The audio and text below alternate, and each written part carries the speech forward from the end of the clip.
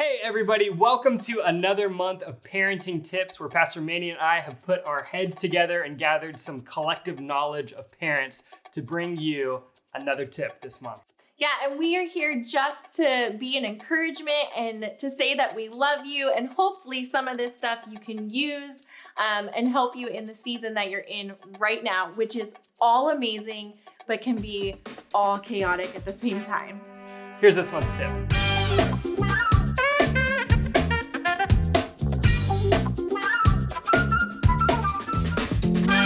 Do you ever wonder that your teenager is too unorganized or undisciplined, or that they have more bad habits than good? And let's be honest, have you ever been discouraged by your own lack of healthy habits too? It's okay, we've all been there. I think that we can all agree that it's important to help students develop discipline, but keep this in mind. Because of the way that a teenager's brain is developing, it's not easy to start a good habit or break a bad one at this age.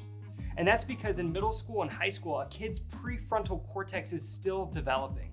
That's the part of the brain that is right in the front, and some people call it the control center. It's the part of the brain that handles decision-making and impulse control and the ability to predict the consequences of your actions.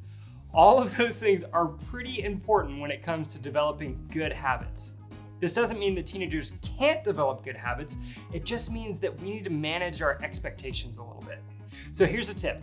If your kid is struggling to practice discipline, the first thing is this: be patient, okay? Second thing is this: be encouraging. And remember that they are likely even more frustrated than you are when it comes to the fact that they can't discipline themselves when they want to. The third thing is this: don't expect them to behave like adults or to have the discipline of adults.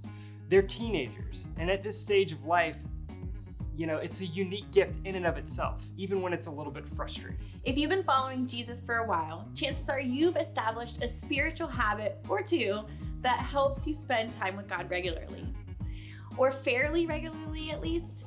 Even if your habits aren't perfect, and whose are, you've probably found one or two ways to connect with God that works for you, like reading and studying the Bible or spending time in worship and prayer on your own. But how do we help our kids develop habits like this? And what kinds of spiritual habits are age appropriate? It's not always easy to know how to help kids spend time with God, but here are a few ideas.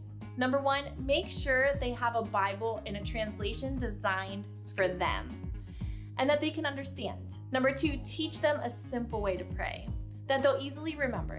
For example, you might teach them to take the same magic words you've already taught them, like thanks, please, and sorry, and say them to God in a prayer.